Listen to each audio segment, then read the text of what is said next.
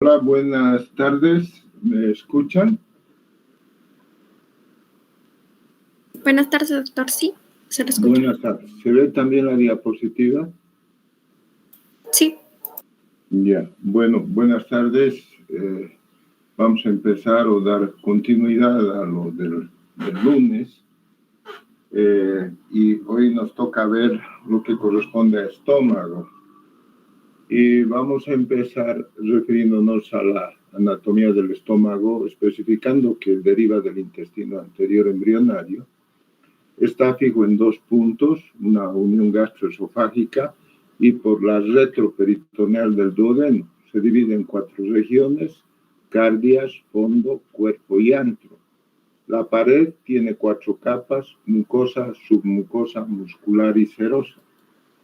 Aquí tenemos, esta es la parte del cardias, el fundus gástrico, el cuerpo, el antro que viene de aquí hasta la parte del píloro y el píloro. Esta es la curvatura angularis a nivel de la curvatura menor que compete y identifica la iniciación del antro. La anatomía vascular, la curvatura menor está irrigada por la arteria gástrica izquierda, la gástrica derecha y una rama de la arteria hepática o de la gastroduodenal. La curvatura mayor por la gastroepiploica izquierda, por la gastroepiploica derecha y por las gástricas cortas. Aquí tenemos, este es el fundus gástrico, aquí viene lo que es el cuerpo y de aquí hasta el píloro es el antro. Entonces, está irrigado por la arteria, la curvatura menor que es esta, y es la curvatura mayor del estómago. La curvatura menor está irrigada por la gástrica izquierda, por la gástrica derecha y algunas ramas de la gastroduodenal. La curvatura mayor está irrigada por la gastroepiploica derecha, por la gastroepiploica izquierda, y los vasos cortos son aquellos que comunican con la parte de la región esplénica. Acá tenemos, esos son los vasos cortos que están relacionados con lo que es el vaso. El drenaje linfático, la curvatura menor, la porción proximal fluye hacia los ganglios linfáticos superiores que rodean a la arteria gástrica izquierda. La región gástrica inferior drena a los ganglios suprapilóricos, epiploicos y a los ganglios celíacos. La curvatura mayor drena hacia los ganglios pancreáticos o esplénicos y celíacos. Se conectan en la pared gástrica y tienen comunicaciones intra y extramurales.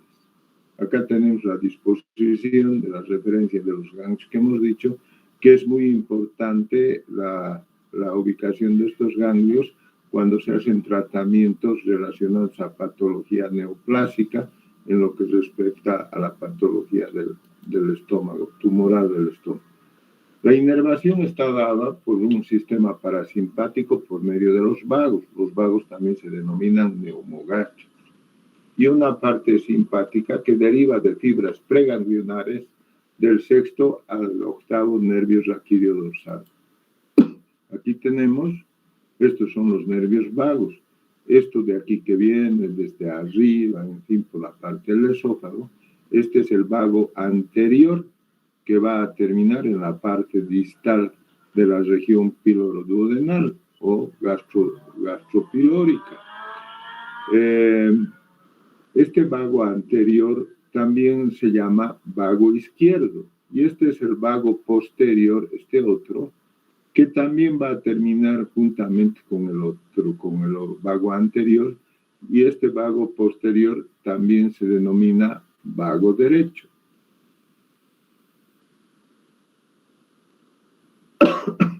La fisiología gástrica, motilidad y vaciamiento, se consideran 2 segmentos funcionales: la porción proximal con un reservorio y el segmento distal más muscularizado. Estas regiones difieren en cuanto a la anatomía del músculo liso, a la actividad eléctrica y a la contractibilidad.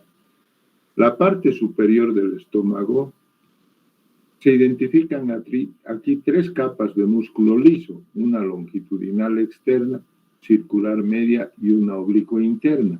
En la parte inferior del estómago, la capa longitudinal está muy bien definida y no se distingue la oblicua interna.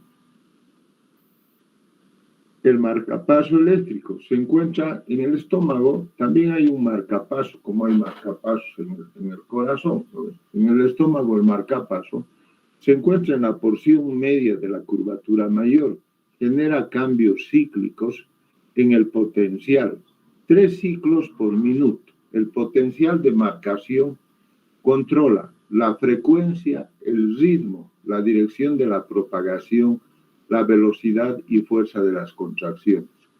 En ayuno, la motilidad muestra ciclos que ocurren cada 1 a 2 horas. En cada uno de estos ciclos hay 3 fases. Una primera fase sin actividad motora, otra segunda fase con actividad contráctil irregular y la tercera fase con andanadas de descargas de contracción. El vaciamiento es una función de la porción distal del estómago que se acompaña de anillos de contracción, de presión alta, de propulsión y retropulsión y trituración de partículas alimenticias por el ano. Se dice que la trituración de los alimentos llega inclusive hasta 1 milímetro y tiene que haber la necesidad de que tenga que tener estas dimensiones para que pueda pasar hacia el duodeno o hacia el intestino delgado. Los mecanismos que controlan el vaciamiento gástrico entrañan componentes neurales y hormonales. Neurales que son dados por los nervios vagos y hormonales que son dados por el glucagón y la colecistocinina. Acá tenemos el potencial de marcapaso de 3 ciclos minuto. Este potencial de acción da lugar a una peristalsis y a una mezcla mecánica. Entonces acá la mezcla mecánica ya se acondiciona a nivel del antro, es aquí donde hay la trituración de los alimentos para que puedan pasar a la región duodenal o intestinal. El estómago tiene secreciones y estas secreciones son agua, electrolitos mediante ácido, pequeñas cantidades de bicarbonato, de enzimas, de pepsina, de glucoproteínas, de factor intrínseco y moco, pequeñas cantidades de calcio, de magnesio, de zinc, de cobre y de hierro. La secreción de ácido en ayunas secreta de 2 a 5 mil equivalentes por hora, constituyendo esto la secreción basal de ácido. Después de una comida, la secreción aumenta de 15 a 25 mil equivalentes por hora. La regulación de secreción de ácido puede describirse en 2 fases, una fase de estimulación y una fase de inhibición secretora.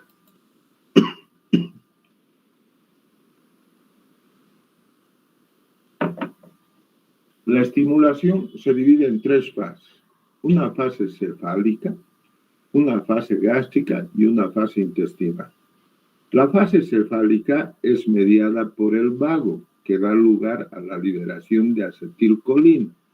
Esta fase cefálica es inhibida por la atropina. La atropina es un medicamento que solemos utilizar y fundamentalmente en la parte de anestesiología con el proceso de reversión de la anestesia y también en situaciones en las que pueda haber una atonía gástrica o intestinal. La fase gástrica comienza cuando el alimento entra en el estómago. El mediador de esta fase es la gastrina, que es liberada por las células geantrales, pilóricas y duodenales. Los bloqueadores H2, como el tagamet, la cimetidina, la famotidina, la ranitidina, omiten la secreción de ácido que está mediado por la gastrina. La fase intestinal se conoce menos y se cree que la distensión del intestino hace que el estómago secrete jugo gástrico. Entonces aquí tenemos en esta imagen que acá los vagos que se encuentran en el bulbo raquídeo, aquí, van a estimular a nivel de la parte gástrica, ¿no? Por medio de los plexos nerviosos. Y la fase cefálica La fase cefálica, a través de la vista y cuando vemos un alimento y tal, empezamos a condicionar una secreción de ácido clorhídrico. Los parasimpáticos estimulan la producción de pepsina y de ácido. Y luego tenemos la fase gástrica, ya cuando el alimento está dentro del estómago, a través de reflejos secretores nerviosos locales y reflejos vagales, dan lugar a la estimulación de gastrina. Y la fase intestinal, que hemos dicho, la distensión del intestino, es una fase que va a permitir, por medio de los mecanismos nerviosos y mecanismos hormonales como la colecistocinina, etc., la estimulación de la producción de ácido clorhídrico. De las tres fases de inhibición secretora, la más importante es la gástrica, por medio de un mecanismo de retroalimentación negativo, el cual es mediado por la somatostatina. La somatostatina es una hormona que la utilizamos nosotros en situaciones en las que hay fístulas intestinales, fístulas duodenales o fístulas pancreáticas, con finalidad de inhibir la secreción de estos componentes y pretender que a través de la utilización de la somatostatina pueda cerrarse el proceso fistuloso. La secreción de pepsina, la principal función, radica en iniciar la digestión de proteínas y contribuye a la regulación global del proceso digestivo. La somatostatina inhibe la secreción de pepsina. La secreción de bicarbonato y moco protege contra la lesión de la mucosa por el ácido luminal. La estimulación vagal y las prostaglandinas aumentan la secreción de bicarbonato. El término mucina se utiliza para designar a cualquier grupo de glucoproteínas que formen el revestimiento de gel de moco en la mucosa gastrointestinal, la cual se encuentra en dos formas, una que se adhiere fuertemente a la superficie de la mucosa y la mucina que se mezcla con el líquido luminal. La secreción de factor intrínseco es necesaria para la absorción de vitamina B12 en el ilion terminal. Es transportada por medio del sistema portal al hígado y a otros tejidos por una proteína, la trascobalamina 2. La gastrectomía total requiere de complementación de vitamina B12, porque si nosotros no le vamos a dar vitamina B12 a un paciente con una gastrectomía total, el paciente se va a anemizar, se va a volverse un paciente anémico. El flujo sanguíneo a la mucosa es el doble que el de los músculos del organismo. Protege en forma importante la mucosa contra los efectos nocivos del ácido y otros irritantes gástricos. Es importante en la cicatrización de las úlceras gástricas y de las úlceras duodenales.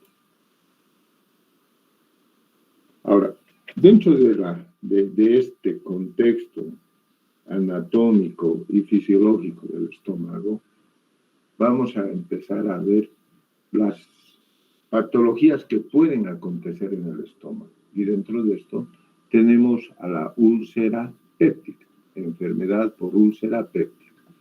La enfermedad por úlcera péptica, dentro de los aspectos históricos, pese al hecho de que las úlceras gástricas y las duodenales se conocen como úlceras pépticas, la enfermedad péptica ha sido de poca tensión y se ha enfocado a las funciones que desempeña el ácido, el Helicobacter pylori y los antiinflamatorios no esteroideos.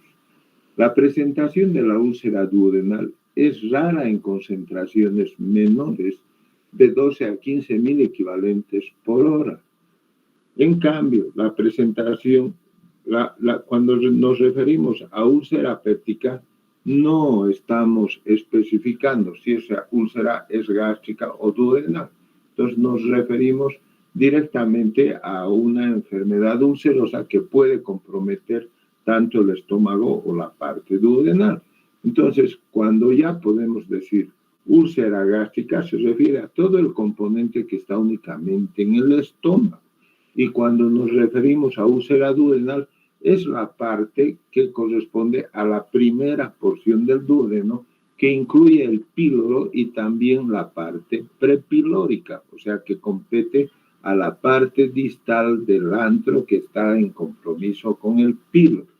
Entonces, si hacemos relación de esto y vemos que para la presencia de que haya una úlcera duodenal, tienen que haber concentraciones mayores a 12 a 15 miliequivalentes por hora. En cambio, en las úlceras gástricas no hay necesidad de que haya una concentración mayor de 12 a 15 miliequivalentes por hora. Inclusive en las úlceras gástricas se ha visto de que el ácido clorhídrico tiene en ocasiones valores normales, aunque hay la referencia que dice, si no hay hiperclorhidria o hiperacidez, no hay úlcera. Pero ese es el componente, porque en las úlceras gástricas, a diferencia de las duodenales, muchas de ellas tienen componentes neoplásicos, o sea, son componentes de procesos tumorales, ya sean benignos o malignos. El Helicobacter pylori, que es una bacteria, condujo a muchos expertos a concluir que la úlcera péptica es una enfermedad. La frecuencia variable aumentó hasta 1970 y hubo una disminución hasta 1980 y 1990. En 1980 y 1990, la persistencia de las complicaciones, las tasas de hospitalización por hemorragia debido a la úlcera duodenal disminuyeron y aumentaron para las gástricas. Las perforaciones no se modificaron, disminuyen en los jóvenes y aumentan en los mayores de edad con la utilización de antiinflamatorios no esteroideos. Otro factor de aumento es el tabaquismo. Localización y tipo de úlceras. Las úlceras pueden ser gástricas y duodenales. Las úlceras gástricas pueden ser de tipo 1, que están localizadas en la curvatura menor del antro proximal. Las del tipo 2, que ocurren junto a las úlceras duodenales y tal vez son secundarias a ellas. Las del tipo 3, que representan la úlcera prepilórica o del canal, y las del tipo 4, situadas en la parte proximal del estómago o del cardio.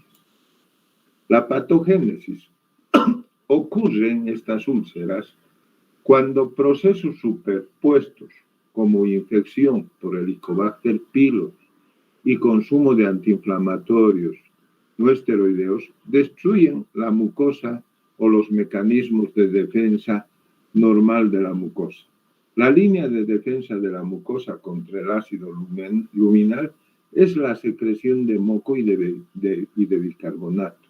La segunda línea de defensa de la mucosa es la defensa intrínseca de la célula epitelial. La tercera línea de la defensa de la mucosa es el flujo sanguíneo abundante de esta. Y finalmente la mucosa tiene la capacidad de reparar una lesión, a lo que se denomina restitución.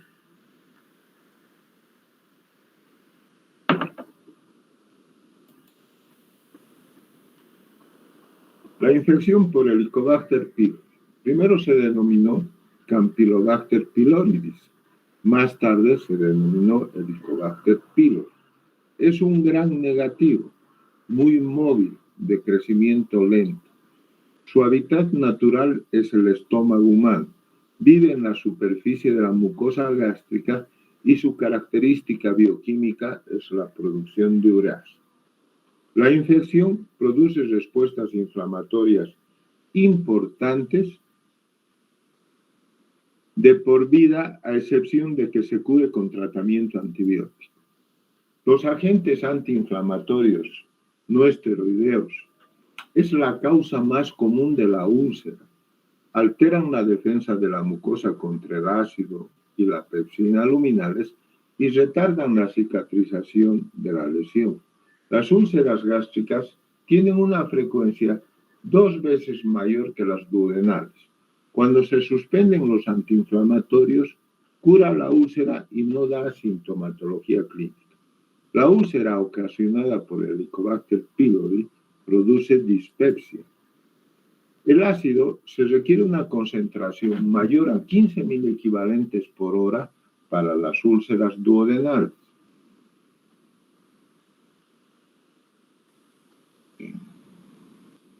La presentación clínica. Presentan dispepsia aguda, dolor o malestar epigástricos. El 20% no presenta síntomas hasta que las úlceras avanzan a complicaciones graves. Pueden tener náuseas, pérdida de peso, pirosis, intolerancia a los alimentos grasos y distensión abdominal. 15 a 20% desarrollan hemorragia. De 5 a 10% desarrollan perforación. 5% desarrollan obstrucción, más frecuente en la úlcera duodenal, y suelen manifestar náuseas, vómito, distensión abdominal. El vómito produce deshidratación y acidosis metabólica. El diagnóstico podemos hacer por medio de la biometría hemática, por pruebas de función hepática, creatinina, sérica y calcio, determinaciones del nivel sérico de gastrina, las úlceras resistentes al tratamiento, y pruebas para el Helicobacter pylori. Las pruebas para el Helicobacter pylori se dividen en las que requieren y no requieren biopsia de la mucosa. El examen histológico del espécimen, como también detectar la presencia de ureas. Las que no requieren biopsia incluyen una prueba serológica y la prueba de urea en el aliento. Las radiografías son técnicas radiográficas de un solo contraste, el 50% pasa por alto. Y con doble contraste, el 80 y 90% de los cráteres ulcerosos se detectan. La endoscopía es un método sensible, específico y seguro para detectar las úlceras. Permite la inspección directa y la biopsia. Aquí vemos este paciente que tiene acá una úlcera, en esta otra parte, otra úlcera. Aquí vemos la úlcera y aquí otra úlcera en el proceso endoscópico. Esto ya está a nivel de la parte distal del estómago, a nivel de la región duodenal o antropilórica. El tratamiento puede ser un tratamiento médico y el tratamiento médico consiste en que el tabaquismo retarda la cicatrización de la úlcera. Entonces, le vamos a prohibir de que el paciente fume. El ácido acetil salicílico, que es la aspirina, los antiinflamatorios, tienen un efecto nocivo sobre la resistencia de la mucosa. El café estimula la secreción de ácido y el alcohol puede dañar la mucosa. Se han desarrollado farmacoterapias adecuadas para restablecer el equilibrio mediante 3 mecanismos. Primer mecanismo, neutralización de la secreción gástrica. Segundo mecanismo, inhibición de la secreción. Tercer mecanismo, protección de la mucosa gástrica. Los antiácidos reducen la acidez gástrica. Los antiácidos de magnesio son los mejores amortiguadores. Producen diarrea por acción catártica. Los antiácidos de aluminio precipitan con fósforo y dan origen a hipofosfatemia ocasional. Producen estreñimiento importante. Los antagonistas de los receptores H2 reducen la secreción de ácido.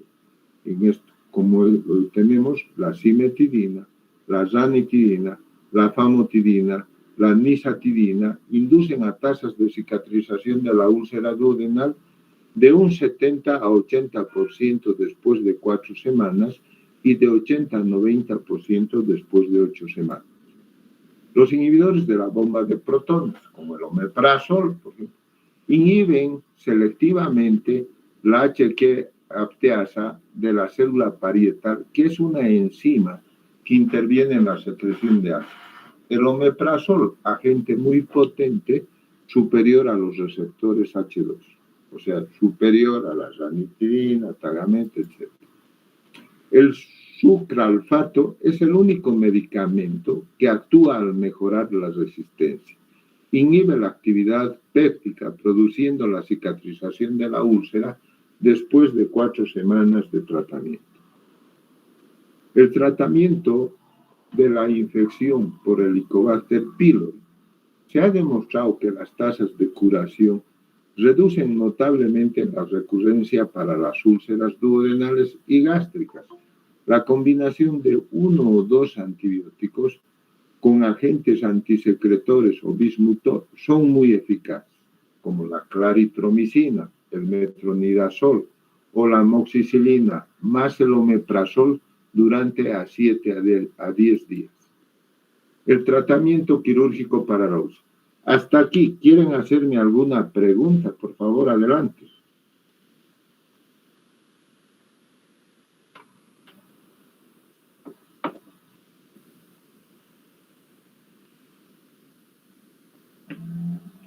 Bueno, si no hay preguntas, vamos a continuar. Y ahora hemos visto ya el tratamiento médico para la úlcera, tanto gástrica como duodenal, que las dos se catalogan como úlcera péptica. Hemos visto de que en las dos se utilizan bloqueadores H2, un tratamiento dietético, en fin, la prohibición de algunos compuestos que puedan ser irritantes, alimenticios o bebidas que puedan ser irritantes para el tratamiento de la úlcera, como la prohibición del café, del té, del alcohol, el no fumar, el no comer comidas picantes, que nosotros estamos acostumbrados a comer comidas picantes, el no comer locoto o no comer locoto, en fin, todas estas cosas que pueden ser irritantes de la mucosa gástrica. Aparte de eso, la utilización de bloqueadores H2 como el Tagamet, la cimetidina, la famotidina, en fin, o los inhibidores de la bomba de protones, ¿no? Como el omeprazol. Y cuando tenemos de por medio la presencia del Helicobacter pylori, que la hemos detectado con pruebas relacionadas a pruebas de la ureasa del aliento, o lo hemos detectado por medio de las biopsias que se hacen como en los procedimientos endoscópicos que nos permite identificar la úlcera y también tomar muestras para biopsia y encontrar el Helicobacter pylori, añadir el tratamiento antibiótico que hemos visto con algunos antibióticos con los cuales es efectivo, más la utilización de un bloqueador H2 o de omeprazol. Ahora, independientemente del tratamiento médico, vamos a ver en qué consiste el tratamiento quirúrgico de las úlceras y sus complicaciones. Acontece que antiguamente hemos hablado en un inicio en relación a la historia de que la úlcera tuvo un avance ascendente en los años 1970 y empezó a disminuir a partir de los años 1980 y empezó a disminuir por situaciones de que en esa época aparecieron los bloqueadores H2. Entonces el tratamiento para la úlcera antiguamente era casi exclusivamente quirúrgico y ya con el advenimiento de los bloqueadores H2, los inhibidores de la bomba de protones, ya se fue controlando el tratamiento de la úlcera y las indicaciones para hacer tratamiento quirúrgico como un procedimiento electivo fue en disminución, pero no así en lo que respecta a las complicaciones de la úlcera, que todavía persisten las complicaciones y dentro de la indicación quirúrgica para el tratamiento de la úlcera están las complicaciones. Y estas complicaciones son resistencia al tratamiento, o sea que lo que le hayamos dado al paciente, los bloqueadores H2, la famotidina o la omeprazol, y si tiene un componente relacionado al Helicobacter pylori, no han dado resultado, y no han dado resultado tal vez no porque directamente ese tratamiento no haya sido efectivo, sino porque los pacientes son indisciplinados. Entonces no cumplen el tratamiento estricto, hacen resistencia y posteriormente es más difícil que haya una remisión del proceso ulceroso. Entonces en función de eso va la resistencia al tratamiento. La hemorragia es otra causa que puede haber una úlcera sangrante que comprometa un vaso y que inclusive al paciente lo lleve a un shock hipovolémico, que vaya con el antecedente al hospital de que ha estado vomitando sangre, que ha tenido hematemesis, que ha tenido melenas, en fin, y que inclusive nos evidencian la cantidad de sangre que ha vomitado, llevando inclusive el recipiente donde ha vomitado la sangre. Y vemos de que el paciente está con un shock hipovolémico, en fin, y hacemos el tratamiento específico, reposición de sangre, colocación de una sonda nasogástrica, lavados con solución fría, darle antiácidos o ponerle vasoconstrictores también en la solución con la que estamos lavando, con finalidad de hacer un tratamiento previo y tratarlo de poner al paciente en un equilibrio hemodinámico adecuado para que posteriormente se los da un procedimiento endoscópico con el cual vamos a valorar dónde está la úlcera, la localización de la úlcera, si sigue sangrando o no, y con el procedimiento endoscópico también se puede hacer un tratamiento, ya sea por cauterización, utilizando un electrobisturi con argón, en fin, todas estas cosas que probablemente las vamos a hacer también referencia más adelante. Y la otra complicación, ¿cuál es la perforación? Entonces los pacientes suelen acudir al hospital con un abdomen agudo, o sea, hay un abdomen en tabla, la palpación, un dolor intenso que tiene el paciente, y a la percusión podemos encontrar el signo de Joubert positivo, que es la percusión a nivel del hipocondrio derecho, donde está el hígado, habitualmente es mate cuando percutimos. Pero si el paciente tiene una perforación, ahí hay aire, y al haber aire, la percusión va a dar timpanismo. Y vamos a tener datos ahí relacionados a la presencia de aire subdiafragmático con una radiografía simple de pie, lo cual nos va a especificar de que hay perforación de una víscera hueca. Y la obstrucción, que está dada por situaciones en que el paciente a lo mejor se ha curado de la úlcera, o sea, ha habido una remisión del cuadro ulceroso, pero va a mostrar datos de obstrucción gástrica, o sea, un síndrome pilórico o un síndrome de retención gástrica, que va a tener un comportamiento en que el paciente va a estar vomitando después de la ingesta de alimentos, o sea, vómitos postprandiales y tal. Entonces, y va a haber el antecedente de que ese paciente tenía una patología ulcerosa, que ha recibido tratamiento, en fin, y que al hacerle una endoscopía vamos a observar de que hay una zona estenótica, y generalmente la zona estenótica es por cicatrización de la úlcera. Entonces, la cicatrización produce también estenosis. Entonces, dentro de esto, estamos viendo que las 4 indicaciones clásicas para la cirugía de la úlcera es resistencia al tratamiento, hemorragia, perforación y obstrucción. La cirugía para la úlcera duodenal. Hemos dicho de que para que el paciente tenga una úlcera duodenal tiene que tener hipersecreción de ácido clorhídrico y tiene que tener más de 15.000 equivalentes por hora. Entonces, consiguientemente, para disminuir esa secreción de ácido clorhídrico, se debe hacer una vagotomía troncal y un procedimiento de drenaje. Si nosotros cortamos los vagos únicamente, o sea, hacemos la vagotomía, ya sea cortamos el vago anterior y el vago posterior y no hacemos el procedimiento del drenaje, el paciente va a tener un síndrome de retención gástrica, porque el estómago va a ser como una bolsa que no se va a contraer y no va a permitir el vaciamiento del contenido gástrico. Entonces, para que no acontezca esto y que no tenga un síndrome de retención gástrica, hay que hacer un procedimiento de drenaje.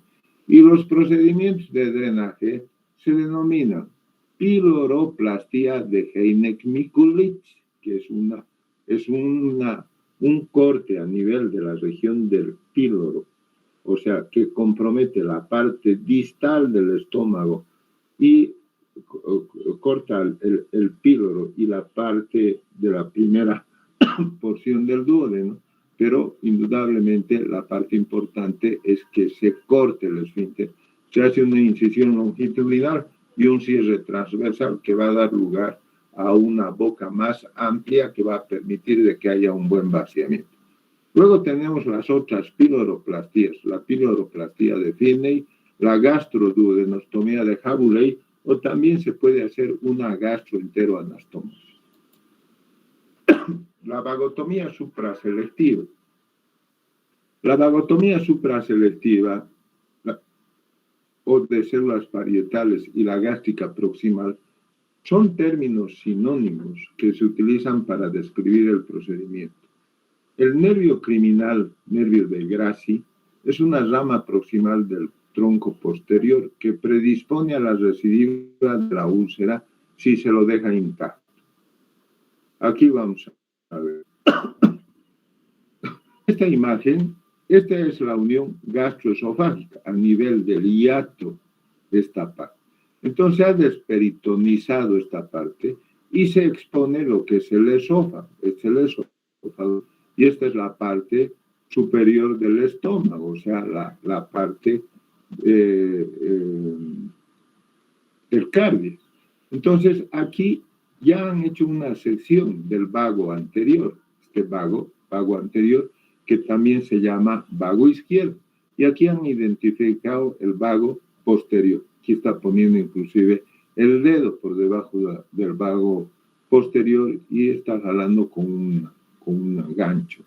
Entonces, lo que consiste en la vagotomía troncal es cortar estos dos nervios.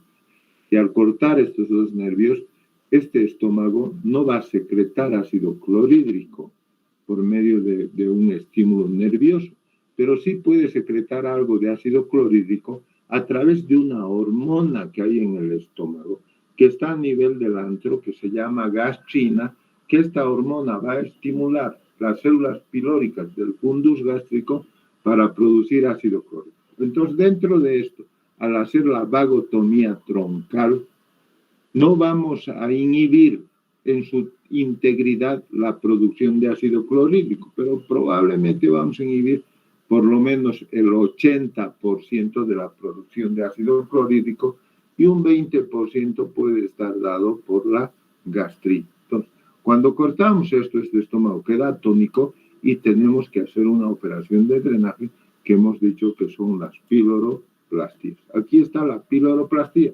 Aquí en esta imagen vemos acá hay un cráter ulceroso donde le han puesto un par de puntos. Probablemente esto ha querido representar como si hubiera habido una hemorragia. Entonces le han dado un par de puntos para hacer hemostasia de la úlcera sangrante. Y han hecho una sección longitudinal que se extiende desde parte de la primera porción del duodeno hasta la parte distal del antro gástrico. Y esta apertura que han hecho van a hacer un cierre transversal. Y eso se denomina piloroplastía. Y esta es la piloroplastía de Mikulicz. Esta es la otra piloroplastía de Finney. Esta es la otra explicación de esa piloroplastía. La vagotomía supraselectiva, hay datos sólidos que indican que las úlceras prepilóricas tienen más posibilidades de experimentar recurrencia que las duodenales. No están claras las razones, pero es posible que este no sea un procedimiento óptimo para tratar las úlceras prepilóricas. Aquí vemos, esta es la vagotomía supraselectiva. Aquí se ha visto que se ha descubierto la parte esofágica y toda está mostrándose todo lo que es la curvatura menor. El nervio vago que está inervando acá, prácticamente lo que se hace una desnervación desde esta zona, o sea, retirando todo lo que está acá a nivel de la curvatura menor. Entonces se va seccionando poco a poco y se deja únicamente la parte distal. Entonces hemos dicho que no tiene buen resultado si aquí no se hace una sección del nervio criminal de Grassi, que es un nervio que es una rama del vago posterior. Entonces aquí está el nervio criminal de Grassi y este es el vago posterior. ¿Ve? Entonces, con este tipo de vagotomía, se respeta la parte distal de la inervación vagal. Y esta parte distal se denomina el nervio del atarjet o pata de ganso. Entonces, aquí, en esta parte, hay inervación vagal. Entonces, está inervando todo lo que es esta parte del antro y va a permitir de que nosotros no hagamos una operación de drenaje, porque esta parte distal del antro va a dar lugar a que exista la trituración de los alimentos y la contractibilidad de esto va a permitir de que el contenido alimenticio pase a la parte del intestino delgado. ¿No ven? Entonces, esa es la representación de lo que es la vagotomía supraselectiva.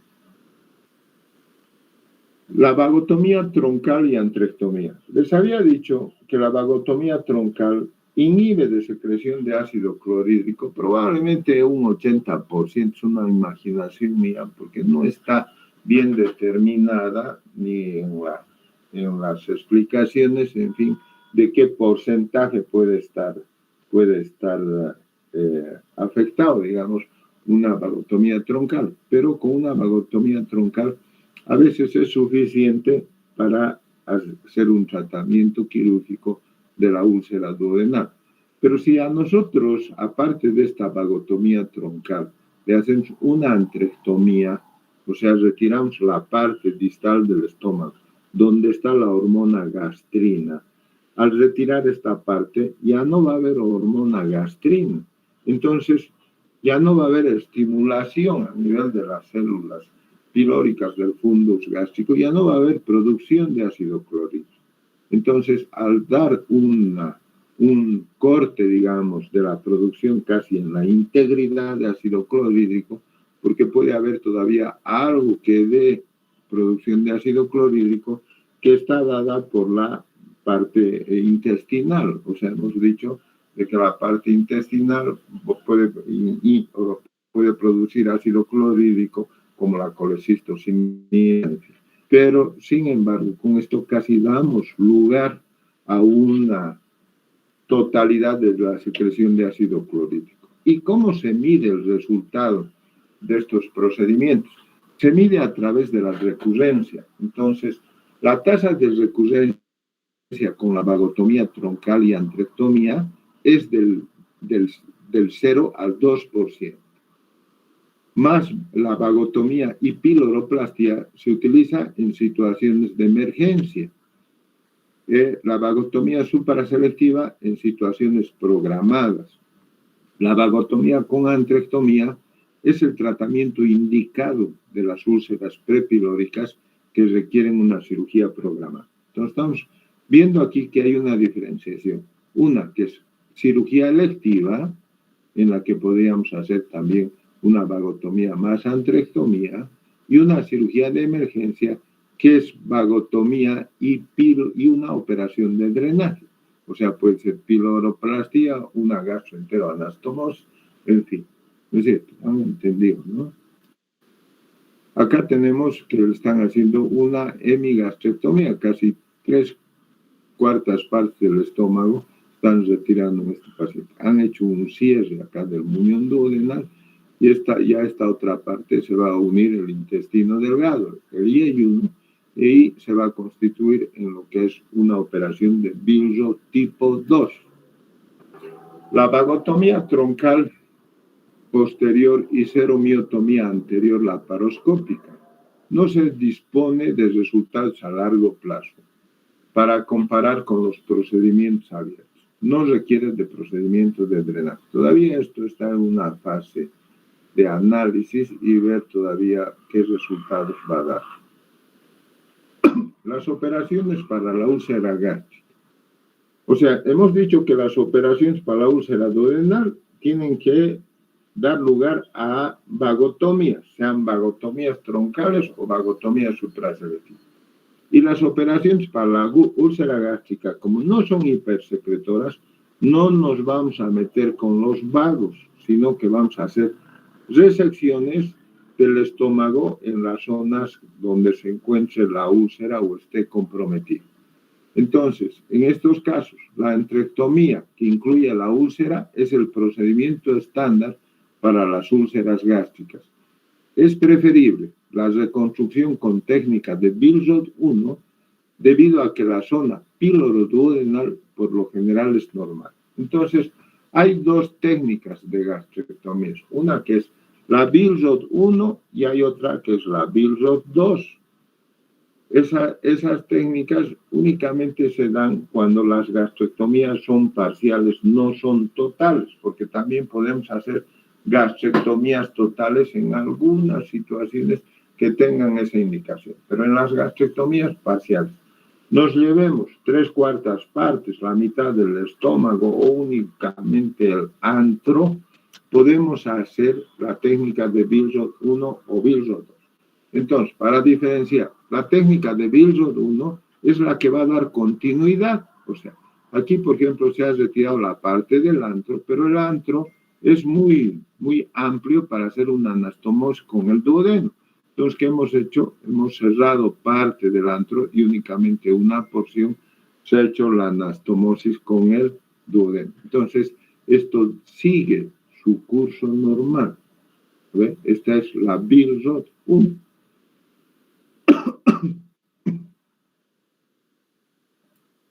No hay una imagen, creo, pero y la vagotomía de Bilsod 2 es si nosotros cerramos esto del duodeno y ahí llevamos el yeyuno acá y hacemos una anastomosis, que esa es la técnica de Bilsod 2, que puede ser en toda la boca del estómago, y esa técnica se llama tipopolia.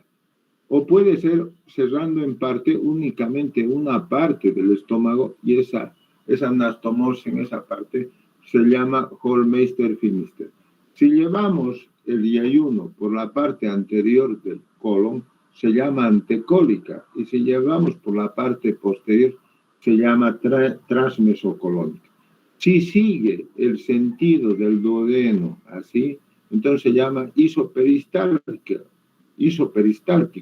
Y si sigue un sentido contrario, se llama anisoperistáltica. Estas cosas que les estoy dando es para que tengan una idea, porque en alguna ocasión he oído en anteriores años alguna crítica que han dicho no saben cuál es la Bilsod 1, cuál es la Bilsod 2. Entonces, es esto que les estoy dando, ¿okay? Para que tengan una idea en función de cuáles son las gastrectomías que se hacen en el estómago. ¿Hasta aquí quieren hacerme alguna pregunta?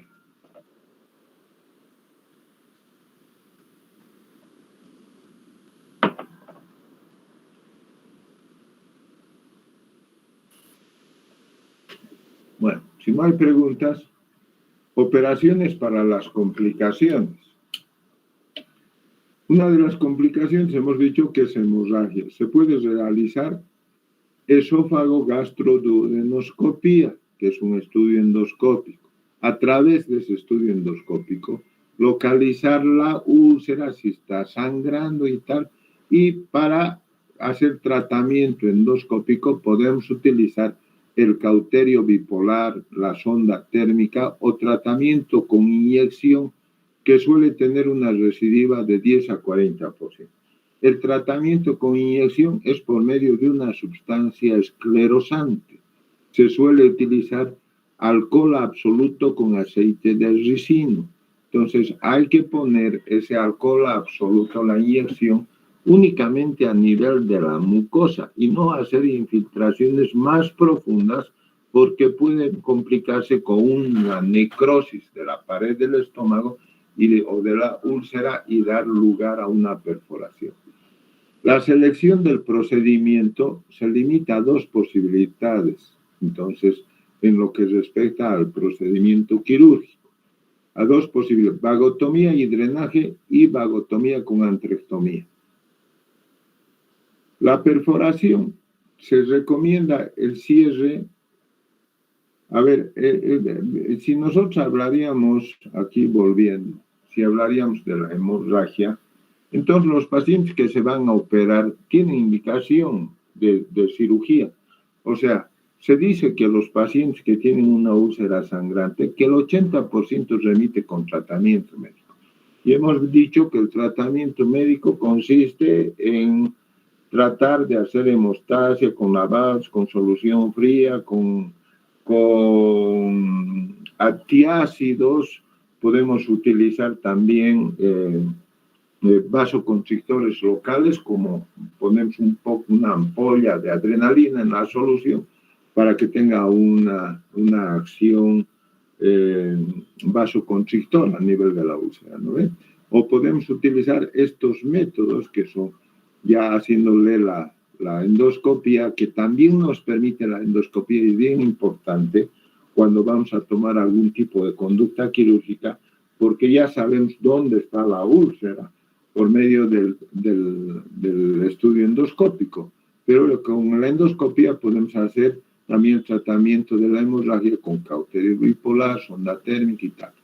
Y para ver cuándo vamos a operar a un paciente que está con hemorragia, entonces, cuando con medio de estos procedimientos no hayamos podido cohibir el sangrado y que el paciente vaya a un shock hipovolémico, o cuando el paciente haya tenido un síncope, o sea, se haya desmayado como consecuencia de la pérdida hemática, o que haya tenido una pérdida mayor a 2 litros de sangre, o que si el paciente por medio del tratamiento médico ha remitido y está internado y vuelve a sangrar, entonces tiene indicación quirúrgica. O si el paciente es un paciente ya de la tercera edad, un paciente anciano, y que tiene un grupo sanguíneo que no es común, que es un grupo A, un grupo B, y que no es el grupo 0, que es el universal, entonces ahí también tiene indicación de cirugía.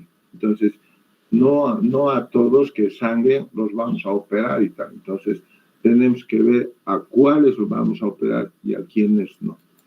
Ahora, la otra complicación es la perforación. En lo que respecta a la perforación, no podemos someterlo al paciente a un tratamiento médico. La perforación es exclusivamente de tratamiento quirúrgico, que el paciente va a ir con un cuadro de abdomen agudo, signos de irritación peritoneal, un abdomen en tabla que vamos a identificar por medio de la radiografía o la percusión, el signo de Joubert positivo, o la presencia de aire subdiafragmático en la radiografía, y al paciente lo vamos a operar, ¿no ve?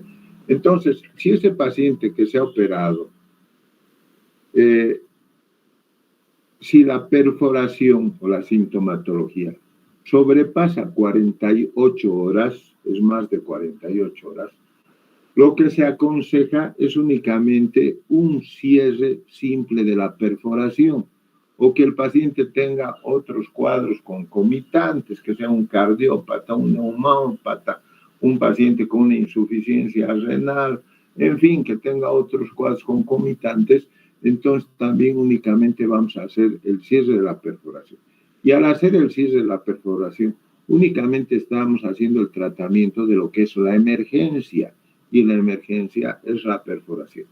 Pero si el paciente está un tiempo menor a 48 horas, podemos hacer el tratamiento relacionado a lo que es la emergencia, que es la perforación, y también lo que es la enfermedad. La enfermedad es la enfermedad ulceropéptica, digamos, o la úlcera duodenal. Entonces, lo que vamos a hacer, le vamos a poder hacer una vagotomía y una piloroplastia. Entonces, estamos haciendo un tratamiento para lo que es la emergencia y también para la patología portadora del paciente. Y en este tipo de situaciones, cuando no sobrepasan las 48 horas, se sugiere una vagotomía o piloroplastia o una vagotomía supraselectiva. La vagotomía supraselectiva es un procedimiento engorroso. Engorroso porque se tarda, porque se va separando los nervios de la curvatura menor y se va poco a poco. Entonces se tarda. Entonces, para estos procedimientos que son de emergencia, que hay una peritonitis y tal, no es un procedimiento adecuado, a excepción de que la gente que es vagotomizadora supraselectiva, porque en los países primermundistas hay algunos centros que son exclusivamente centros para tratamiento de las úlceras gástricas, ¿entienden? Entonces, estos ya están más a mano y hacen todos los días. En cambio, nosotros acá en nuestro medio, excepcionalmente hacemos vagotomía supraselectiva. Entonces, más hacemos la vagotomía troncal con un procedimiento de drenaje. Entonces, y no es un procedimiento complicado, la vagotomía supraselectiva, y no es engorroso porque vamos retirando, separando de la curvatura menor el nervio y vamos poniendo ligaduras con fines de hacer hemostasia y no tengamos complicaciones más adelante. Entonces, acá es lo que han hecho, un cierre simple de la perforación y han puesto un parche de Piplon. Y este se llama parche de Graham, cuando se pone este parche. Eso en situaciones en que el paciente sobrepasa las 48 horas de perforación. Para la obstrucción, si el paciente tiene un síndrome pilórico, un síndrome de retención gástrica, que lo vamos a diagnosticar por medio de la endoscopia, que es esencial para establecer la causa de la obstrucción. Si es debida a edema y espasmo, responden a tratamiento médico. Y los pacientes que requieren vagotomía o antrectomía.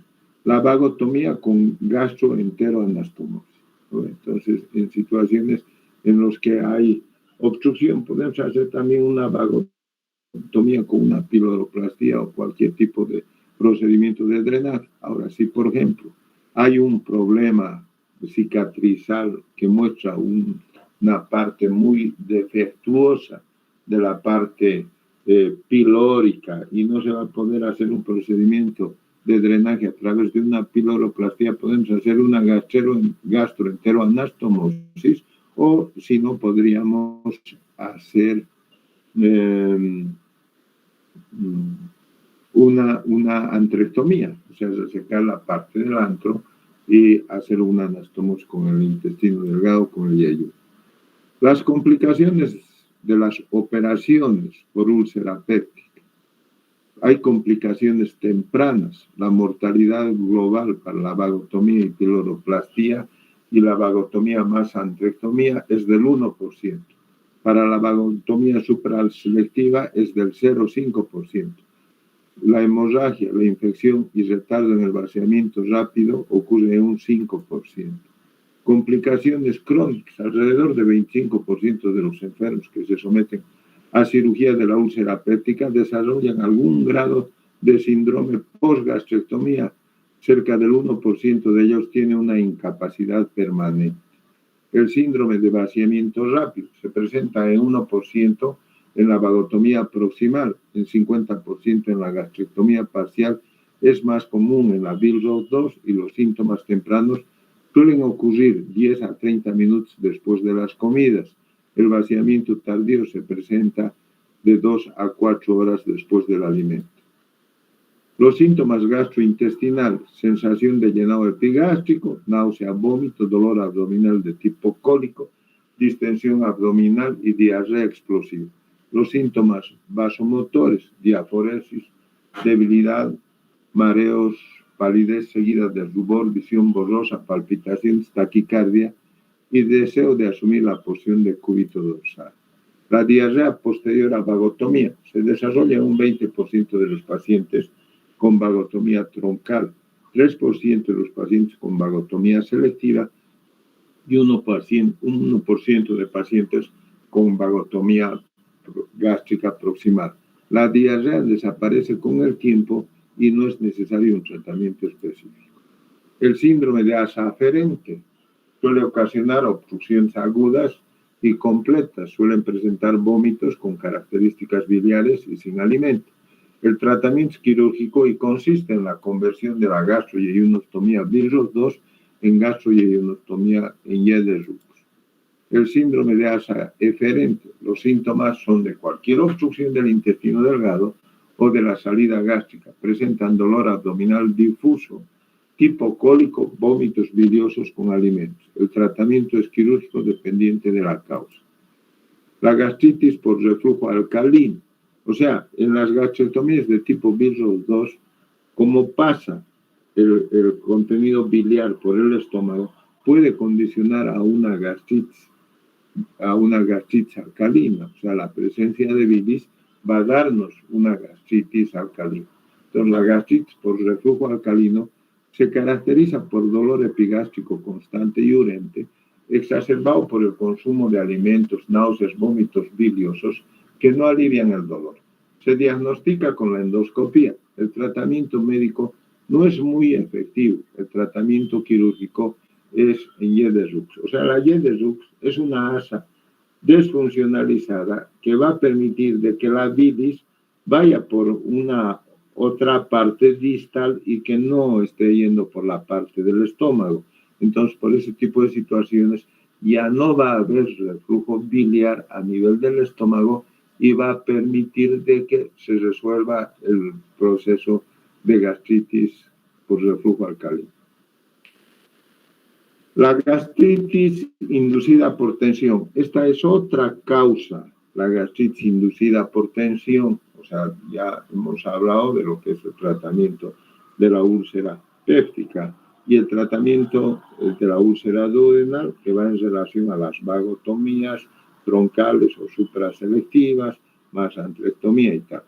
Y las úlceras que están condicionadas únicamente en el estómago son procedimientos que se resuelven con resección. O sea, hay que hacer hemigastrectomías, en fin, de acuerdo a la localización de la úlcera.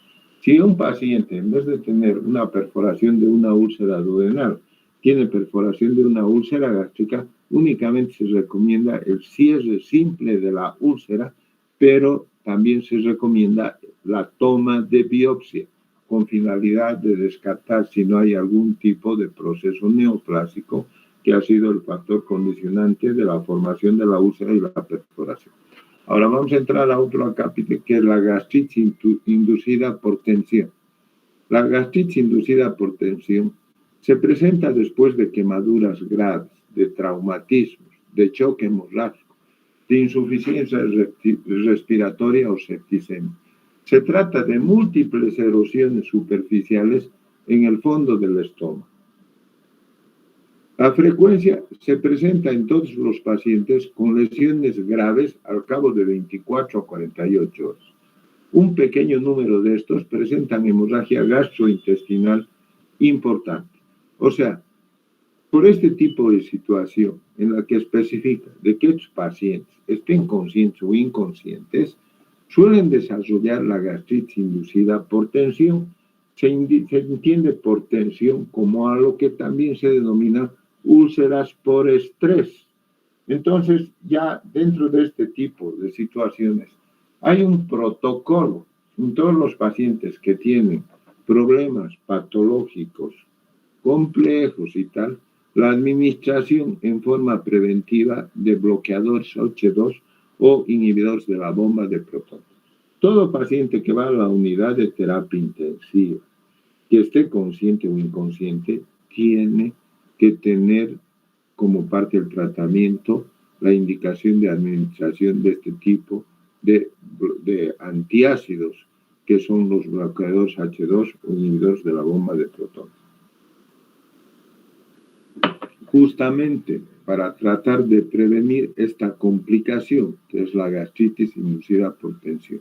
Entonces, en muchos de ellos, independientemente de la aplicación de este tratamiento preventivo, suelen tener una hemorragia importante, la cual no se conoce el mecanismo y se apoya a una etiología multifactorial. La prevención, los antagonistas de los receptores H2 son útiles en la profilaxis de la ulceración por tensión de enfermos internados en las unidades de cuidados intensivos. El tratamiento inicial para controlar la hemorragia consiste en lavado con solución fría, Las técnicas para el tratamiento endoscópico incluyen sonda térmica, tratamiento con inyección láser o electrocoagulación.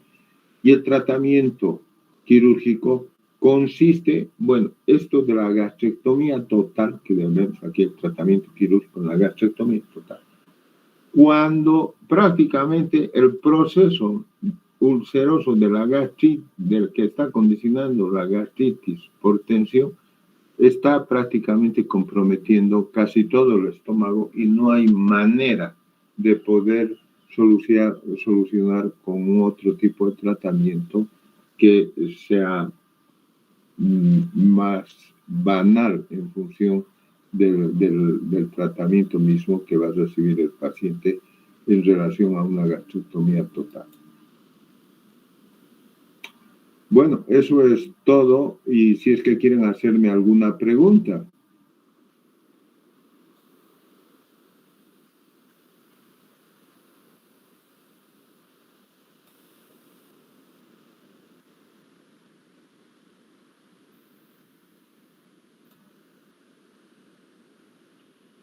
Hola, ¿no hay preguntas? ¿Han entendido? Sí, doctor, sí he entendido. Creo que no hay preguntas. Si tienen alguna pregunta, adelante. ¿Cómo les ha ido en el examen? Bien. Bien. Ay, me alegro. Bueno, si no hay preguntas, lo vamos a dejar aquí y para mañana yo les voy a pasar la invitación, el día de mañana. Ya. Entonces, que tengan muy buena noche y que estén bien. Hasta mañana.